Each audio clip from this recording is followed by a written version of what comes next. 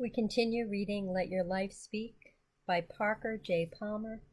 This is Chapter 3, titled When Way Closes. Section 1 is called Way Will Open. By the time I began my sabbatical at Pendle Hill, the year that stretched into a decade, I had been in Washington, D.C. for 5 years, growing more fearful every day that I was living a life not my own. I was 35 years old and had a Ph.D. and decent references, so finding a new job would have been no great problem, not in that place and time. But I wanted more than a job. I wanted deeper congruence between my inner and outer life.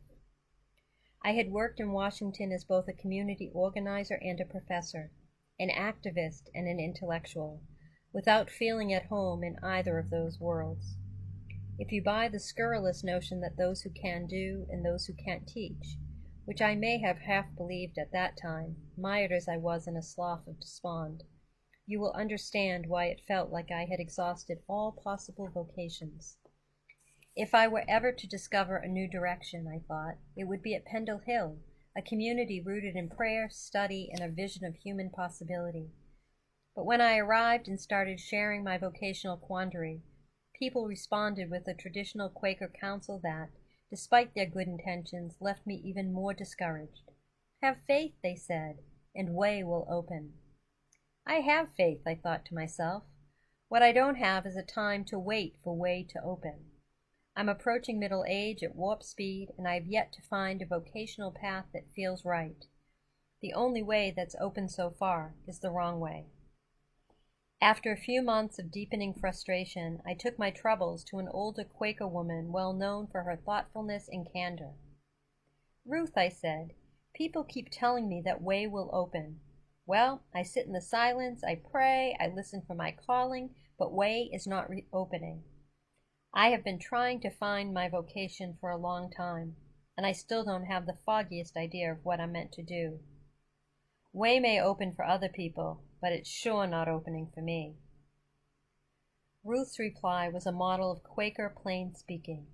"I'm a birthright friend," she said somberly, "and in 60-plus years of living, way has never opened in front of me."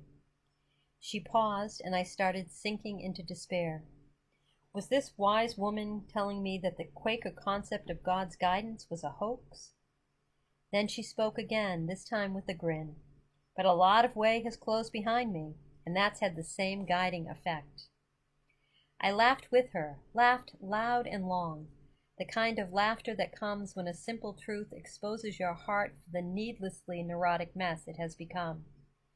Ruth's honesty gave me a new way to look at my vocational journey, and my experience has long since confirmed the lesson she taught me that day. There is as much guidance in what does not and cannot happen in my life as there is in what can and does, maybe more.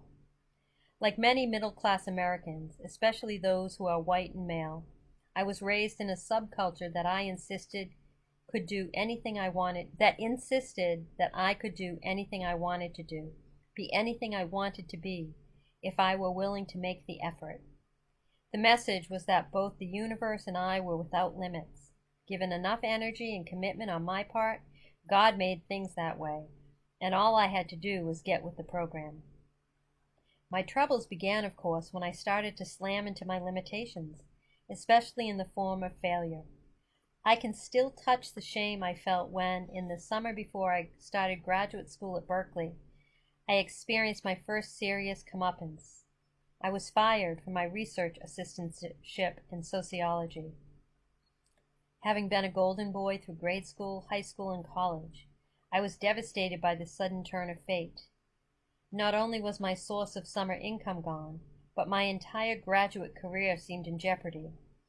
The professor I had come to Berkeley to study with was the director of the project from which I had been fired.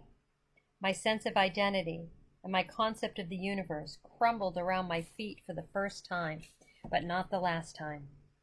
What happened to my limitless self in a limitless world? The culture I was raised in suggested an answer. I had not worked hard enough at my job to keep it, let alone succeed. I regret to report that there is some truth in that answer. Another research assistant and I had made frequent disrespectful, and apparently audible jokes about the project on which we were working.